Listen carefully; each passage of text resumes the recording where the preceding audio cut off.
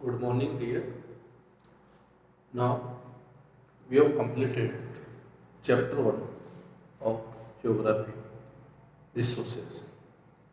And dear, we have also conduct test on resources, last test. And you all have submitted your PDF on submission group. Now we are going to start chapter 1 from civics, that is Indian Constitution. Today we will discuss introduction of Indian Constitution. So dear, what is the Constitution? Constitution means what? Constitution is a written document which run a nation. Constitution is written documents which run a nation. Take a simple example. To run a school diary is required so that when which type of prayer, different department, examination schedule, holidays calendar, your assignment detail, all the such details are mentioned inside your school diary so that when if you have any problem, any such queries, so you may be concerned with concerned department. That's why such diary we can say it is like a constitution for a school. It provides a guideline how to our school will run. It provides guideline. So as such for a nation, a written document which provide guideline how to our country will be run, what are different norms, this is known as the constitution. So dear, today we are going to study in this chapter what are different points we'll discuss in this chapter.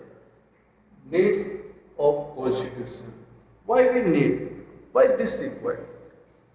Without constitution, how our government will be formed? How do we conduct elections? Separation of power. Who will take decision? Different levels of government. All the things we know through the constitution. That's why constitution is required. The Indian constitution will discuss. In first point, we'll discuss a example of Nepal. When any nation may become democratic, new constitution is required. The Indian constitution and key features we'll discuss in this chapter. First, key feature is federalism. Federalism, different levels of government, different tiers of government known as the federalism.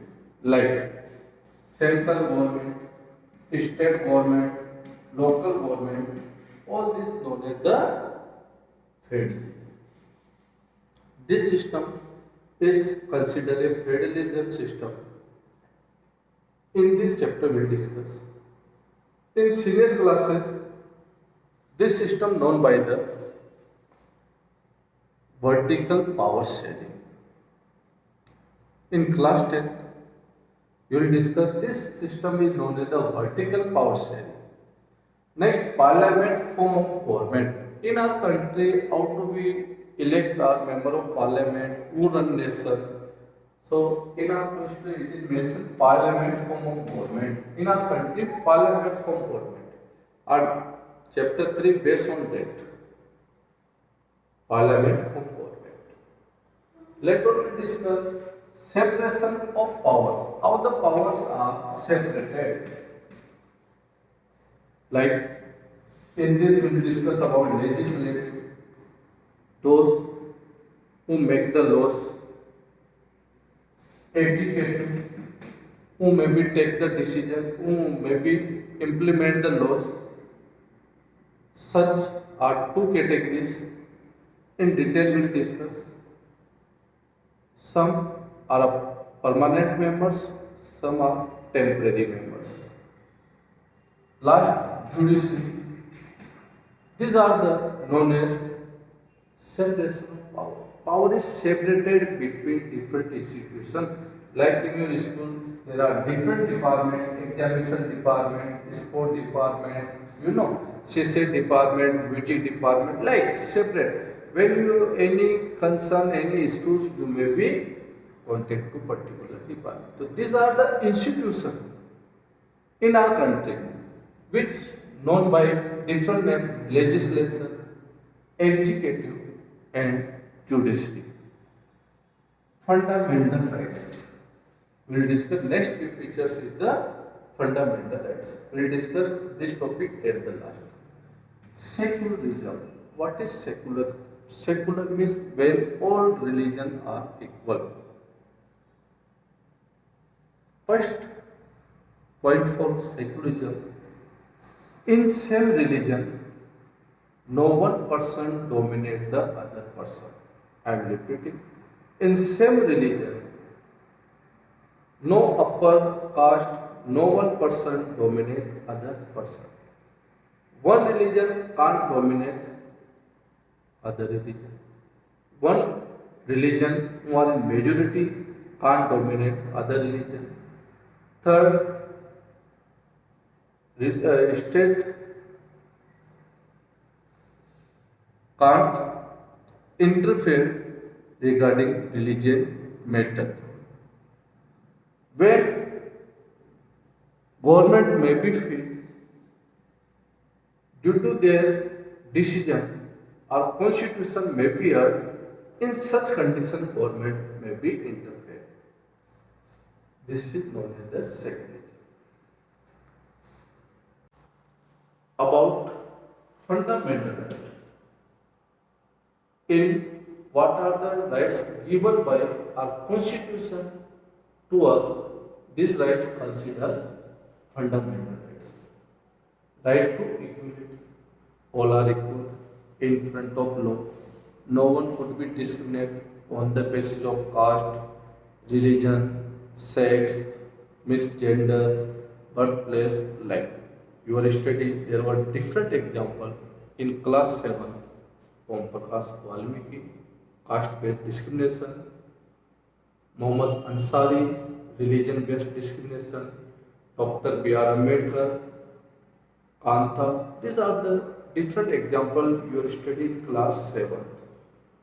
So, first is the right to equality, right to religion, right to freedom, all way of freedom, and right to education, right to constitutional remedies. These are the rights given our constitution. Right to against exploitation. For example, below 14 years we can't do force for a work considered as a child labor. Such rights are mentioned in the fundamental rights. And all this chapter, all this point we'll discuss in this chapter. Chapter is interesting. It is also concerned with our daily life, and this chapter is interesting. So dear, today I am given introductory lectures on chapter 1 of Civics, Indian Constitution.